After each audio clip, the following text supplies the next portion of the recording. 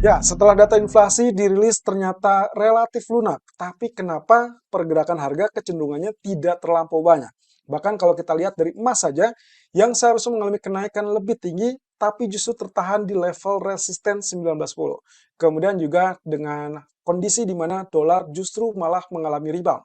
Oke, ada beberapa hal yang harus kita bahas terlebih dulu sebelum nanti kita akan beralih ke video selanjutnya terkait dengan kondisi teknikal. Bagaimana dengan kondisi untuk nanti malam retail sales, lalu kemudian perkembangan SVB, dan bagaimana ekspektasi kenaikan suku bunga untuk minggu depan pasca data inflasi tersebut dirilis. Kita cek dari slide berikut ini. Sekedar mengingatkan kembali, seminggu ke depan kita akan menghadapi FOMC meeting di tanggal 21-22 Maret, dan dengan ekspektasi adalah suku bunga menjadi 5%, dari sebelumnya 4,75%. Itu berarti ada ekspektasi untuk kenaikan sekitar 25 basis point. Dan tentunya yang akan dinantikan bukan lagi tentang suku bunganya, melainkan tentang press conference dan juga dot plot dari Fed. Nah, berarti dari sekian banyak data, ADP employment sudah dirilis dengan data yang relatif lebih tinggi daripada ekspektasi, kemudian non-farm payroll juga relatif lebih tinggi dari ekspektasi, tapi cenderung moderat. Atau dalam kata lain, kecenderungannya mengalami penurunan yang cukup signifikan dari angka sebelumnya 517 menjadi angka 315. Nah, kemudian tadi malam, data inflasi CPI ternyata dirilis dengan angka 6,0% sesuai ekspektasi, dan itu termasuk turun dari angka sebelumnya 6,4%. Nah, berarti tinggal menyisakan data inflasi PCE dan juga GDP yang akan dirilis sebetulnya menjelang data atau laporan kebijakan suku bunga. Dan nanti malam sebetulnya masih ada data retail sales, tapi tidak diyakini akan menjadi pengubah ataupun penggerak market terlalu frontal. Artinya di sini kita mungkin akan sedikit mengabaikan, tapi juga tidak bisa menghapuskan hal tersebut dari potensi pergerakan yang bisa tercipta di malam hari. So, kira-kira apakah retail sales-nya akan menguat atau melemah? Kemungkinan akan berdampak relatif terbatas, dan lalu kemudian fokus market adalah tertuju kepada pertemuan minggu depan. Kemudian kalau kita perhatikan lagi data inflasi yang kemarin sesuai dengan apa yang sempat dikatakan oleh Christopher Waller, di mana dia mengatakan jika memang data pekerjaan ataupun inflasi mendatang terlalu ketat atau terlalu kuat, maka Fed mau tidak mau harus menaikkan suku bunga pinjaman lebih dari target Desember. Dan ternyata dengan hasil CPI, terutama basis tahunan di 6%, ya ini cukup menggembirakan, dan itu berarti sebetulnya ini sudah sesuai dengan harapan. Walaupun kalau kita lihat dari data core CPI-nya, cenderungannya adalah dia naik di 0,5% dari bulan sebelumnya atau bahkan di atas ekspektasi 0,4%. Tapi yang menggembirakan lagi adalah CPI bulanan justru turun ke 0,4% dari sebelumnya 0,5%. So, secara rata-rata kita bisa artikan bahwa ini sebetulnya cukup menggembirakan, terutama relaksasi untuk Fed juga, bahwasannya mereka tidak perlu untuk memperkuat laju kenaikan suku bunga di berikutnya. Ya, ini adalah yang juga sudah sempat kita bahas kemarin. Dan lagi-lagi dengan data inflasi, kemudian fokus dengan SVB kemarin, maka fokusnya adalah kemungkinan beberapa ekspektasi, baik itu kenaikan 25 basis point, 50 basis point, atau bahkan pemangkasan. Tapi salah satu hal yang juga sempat dirilis dari beberapa artikel menunjukkan secara histori agak agak minim kemungkinannya atau bahkan relatif tidak memungkinkan untuk pemangkasan suku bunga 20 basis point. Hal tersebut dilihat dari data tingkat pengangguran yang relatif rendah. So far, tingkat pengangguran Amerika berada di angka 3,6%, jadi secara sejarahnya agak relatif tidak memungkinkan untuk melakukan pemangkasan. Secara sejarahnya pula, tidak pernah terjadi pemangkasan suku bunga saat tingkat pengangguran relatif lebih rendah.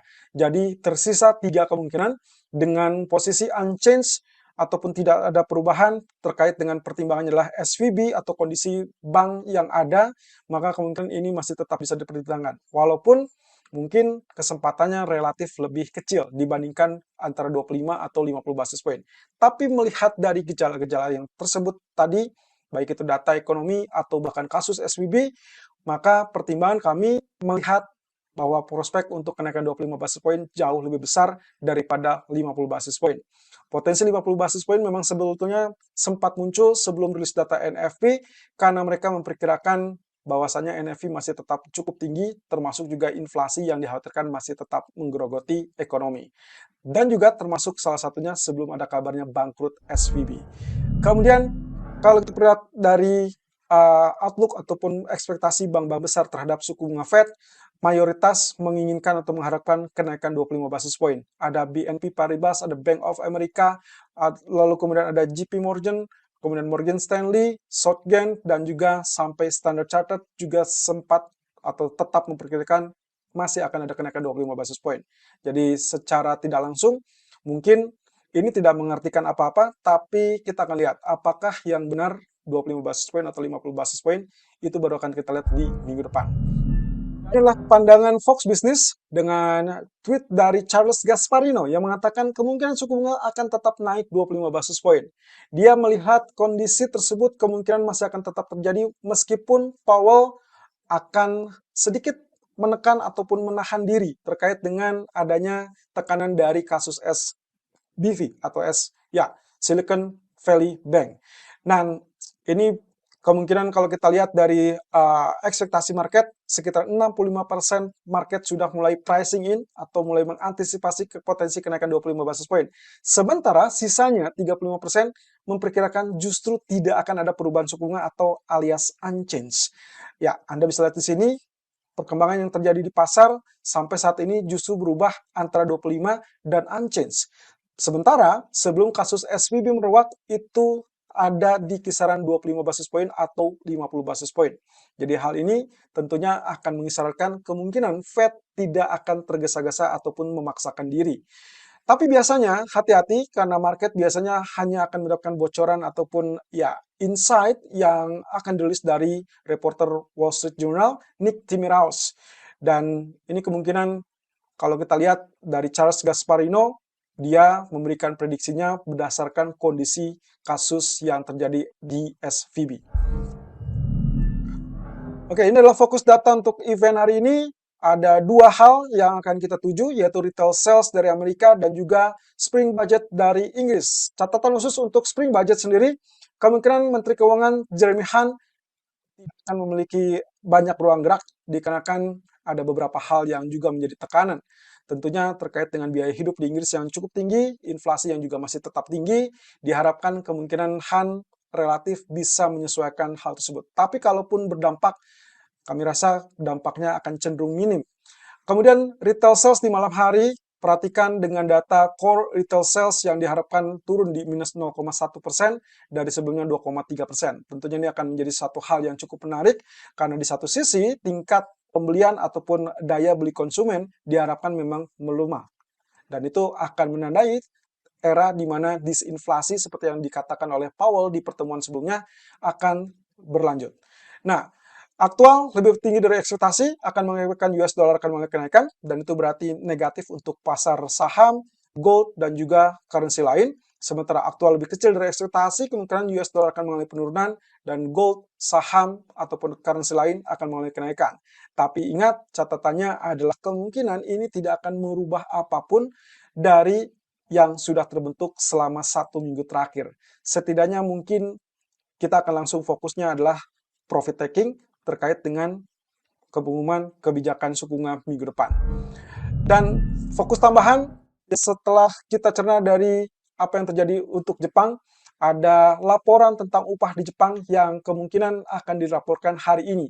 Karena hari ini, tanggal 15 Maret, adalah batas waktu negosiasi upah musim semi dari Sunto. Dan kabar baiknya adalah beberapa perusahaan Jepang akan menawarkan kenaikan gaji ke karyawan dan hal tersebut termasuk yang terbesar dari beberapa dekade terakhir. Perdana Menteri Kishida dijadwalkan akan bertemu dengan para eksekutif bisnis dan juga serikat pekerja.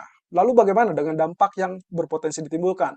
Kalau Anda ingat dengan ulasan kami di 1 bulan terakhir terkait dengan Katsuo Ueda, maka kebijakan berikutnya akan sangat bergantung dari kondisi ini. Karena satu sisi, untuk mendapatkan inflasi yang cepat bergerak atau mencapai target 2% yang diinginkan, maka mereka butuh dengan kenaikan upah, seperti yang sempat disampaikan oleh mantan Gubernur BOJ, Haruhiko Kuroda. So, dengan demikian, dengan kenaikan upah ini, kemungkinan akan mempermudah Gubernur BOJ yang baru untuk melakukan transisi dari kebijakan longgar ke kebijakan yang ketat. Artinya, bersiaplah untuk potensi di beberapa bulan berikutnya pertemuan BOJ mungkin saja mulai mempertimbangkan untuk kenaikan suku bunga. Tapi ingat, ini bukan untuk hari ini karena BOJ meeting tidak ada jadwal untuk hari ini. Dan ini berarti retail sales akan menjadi core utama untuk pergerakan market, sentimen yang mungkin saja akan memberikan dampak pergerakan. Tapi kalau lihat dari sisi technical ataupun sentimen market, kemungkinan tidak akan terlalu berubah banyak. Kita sudah mendapatkan data tenaga kerja atau NFP dalam hal ini yang relatif moderat, yang berarti menandakan pula penurunan ataupun relatif melunak. Lalu kemudian ditambahkan dengan data inflasi yang tadi malam turun sampai level 6%. Kami rasa itu sudah cukup untuk menjadikan pegangan terkait dengan kebijakan moneter atau kebijakan suku bunga yang akan diumumkan minggu depan. Ditambah lagi dengan pertimbangan dari kasus SVB yang mana kemarin kita sudah sempat lihat bahwa kasus ini sebetulnya tidak bisa dibilang akan sama dengan Lehman Brothers dan juga secara kebetulan regulator sudah mulai meredam efek tersebut sehingga tidak bisa melebar atau tidak akan melebar. Dan itu berarti relatif tenang, dolar akan mengalami rebound dan secara keseluruhan juga profit taking akan terjadi di beberapa market.